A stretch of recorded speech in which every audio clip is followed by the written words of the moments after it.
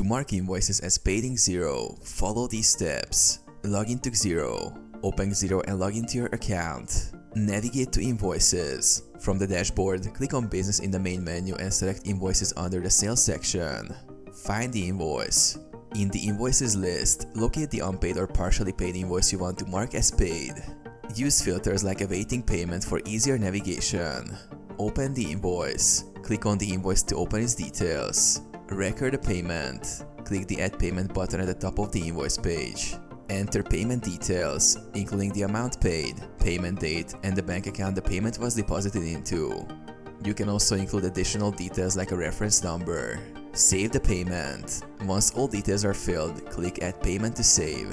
The invoice will now be marked as paid or partially paid based on the amount entered.